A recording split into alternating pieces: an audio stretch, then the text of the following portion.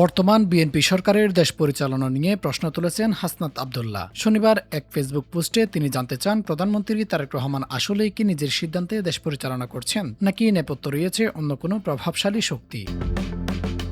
এই পোস্টকে ঘিরে রাজনৈতিক অঙ্গনে তৈরি হয়েছে মিশ্র প্রতিক্রিয়া। ত্রয়োদশ জাতীয় সংসদ নির্বাচনের পর 2 মাসও পূর্ণ হয়নি, তবে এরই মধ্যেই ধীরে ধীরে উত্তপ্ত হয়ে উঠেছে দেশের রাজনৈতিক পরিস্থিতি। 5 আগস্টের অভ্যুত্থান, পরবর্তী সংস্কার এবং গণভোটের ম্যান্ডেট বাস্তবায়নের ইস্যু এখন সংসদ ছাড়িয়ে রাজপথ পর্যন্ত গড়িয়েছে। এরই প্রেক্ষাপটে প্রধানমন্ত্রী তারেক রহমানের সিদ্ধান্ত নিয়ে প্রশ্ন তুলে নতুন করে আলোচনার জন্ম দেন জাতীয় নাগরিক পার্টির নেতা হাসনাত আব্দুল্লাহ। সামাজিক যোগাযোগ মাধ্যমে দেওয়া তার পোস্টে তিনি প্রশ্ন করেন, প্রধানমন্ত্রী কি আসলেই স্বাধীনভাবে সিদ্ধান্ত নিতে পারছেন, নাকি এমন কেউ আছেন যাদের প্রভাবে সরাসরি দৃশ্যমান নয়। একই পোস্টে তিনি তারেক রহমানের আগের একটি বক্তব্যের কথাও উল্লেখ করেন। সেখানে বলা হয়েছিল, দেশের বাইরে থাকা কিংবা দেশে ফেরার মতো গুরুত্বপূর্ণ সিদ্ধান্ত সবসময় তার একক নিয়ন্ত্রণে ছিল না। এই বক্তব্যের প্রেক্ষিতে হাসনাত আব্দুল্লাহ বলেন, যদি নিজের দেশে ফেরার মতো ব্যক্তিগত ও গুরুত্বপূর্ণ সিদ্ধান্ত এককভাবে নেওয়া সম্ভব না হয়, তাহলে রাষ্ট্র পরিচালনার মতো বড় সিদ্ধান্তগুলোও অন্য কারো প্রভাবের অধীনে হচ্ছে কিনা সে প্রশ্ন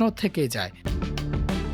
বিশেষ করে 25 ডিসেম্বর তারেক রহমানের দেশে ফেরা এবং পরবর্তীতে নেওয়া কিছু গুরুত্বপূর্ণ নীতি নির্ধারণী সিদ্ধান্তের পেছনে কারা ভূমিকা রেখেছেন তা নিয়ে প্রশ্ন তুলেছেন তিনি। একই সঙ্গে ঘুম ও মানবাধিকার সংশ্লিষ্ট অধ্যাদেশ বাতিলের মতো সিদ্ধান্তগুলোর ক্ষেত্রেও কোনো নেপথ্যের প্রভাব ছিল কিনা সে বিষয়েও সন্দেহ প্রকাশ করেছেন। তার দাবি, দেশে ফেরার মতো গুরুত্বপূর্ণ সিদ্ধান্ত যদি অন্যদের অনুমতি বা প্রভাবের উপর নির্ভর করে, তাহলে দেশ পরিচালনার ক্ষেত্রেও সেই একই প্রভাব কাজ করছে কিনা তা জাতির সামনে স্পষ্ট হওয়া জরুরি। সব মিলিয়ে হাসনাত আব্দুল্লাহর এই পোস্টকে ঘিরে রাজনৈতিক অঙ্গনে নতুন করে আলোচনা শুরু হয়েছে। প্রধানমন্ত্রীর সিদ্ধান্ত গ্রহণের স্বাধীনতা, নীতি নির্ধারণী প্রক্রিয়া এবং নেপথ্যে থাকা কোনো প্রভাবশালী গোষ্ঠীর উপস্থিতি রয়েছে কিনা এ প্রশ্ন এখন রাজনৈতিক মহলে নতুন বিতর্কের জন্ম দিয়েছে।